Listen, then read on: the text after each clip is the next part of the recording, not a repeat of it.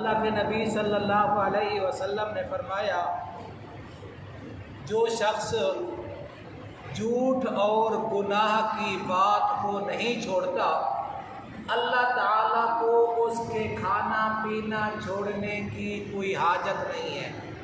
بڑی سخت وعید ہے۔ پہلے نمبر پر تو یہ سمجھے روزہ کا معنی کیا ہے۔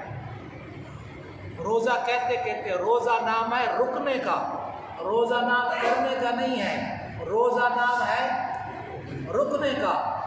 اب ایک آدمی کھانے کو بھی چھوڑ رہا ہے جو حلال ہے، پینا بھی چھوڑ رہا ہے جو حلال ہے، اس کو تو چھوڑ دیا ہے۔ جھوٹ، غیبت، بہتان، تہمت، گناہ، یہ تو ہمیشہ ہی، رمضان ہو یا غیر رمضان، دن ہو یا رات، مسجد ہو یا غیر مسجد، یہ تو ویسے ہی گناہ ہے۔ جو آدمی گناہ کو نہیں چھوڑتا، اللہ اس کے رسول کی بات سنیے، رسول اللہ صلی اللہ علیہ وسلم فرما رہے ہیں ایسے آدمی کا کھانا پینا چھوڑنے کی اللہ کو کوئی حاجت نہیں ہے۔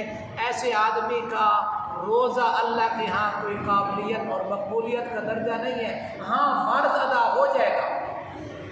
توجہ کرے، اللہ اکبر۔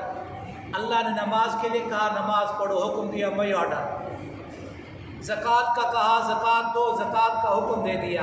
حج کا کہا، لیکن جب روزے کی باری آئی تو فرمایا یا ایھا الذین آمنوا، اے ایمان والو، کتب علیکم الصیام، تم پر روزے فرض کیے گئے ہیں، کما کتب علی الذین من قبلکم، جیسے تم سے پہلے لوگوں پر فرض کیے گئے تھے۔ اللہ اکبر۔ کسی عبادت میں ترغیب نہیں ہے، روزے کے ساتھ ترغیب ہے کہ بندے کو اللہ یہ سمجھا رہا ہے کہ میرے بندے پہلے لوگ بھی رکھا کرتے تھے، اس کا تذکرہ کریں کہ کون کون کیسے کیسے روزے رکھے ہیں، لیکن اتنا ہے کہ روزے سے اگر روحانیت چاہتی ہے، اگر روزے سے اللہ سے بدلہ چاہتی ہے تو کم از کم گناہ چھوڑنا پڑے گا۔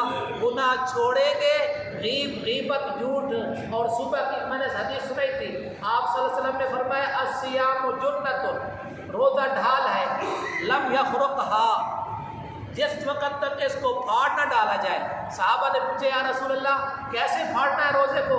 فرمایا تہمت اور جھوٹ اور غیبت کا تذکرہ کیا۔ جھوٹ اور غیبت بولنے والے کا روزہ کی ڈھال ختم ہو جاتی ہے، ٹوٹ جاتی ہے۔ اللہ تبارک و تعالی روحانیت کے ساتھ رمضان کے روزے ادا کرنے کی توفیق نصیب فرمائے۔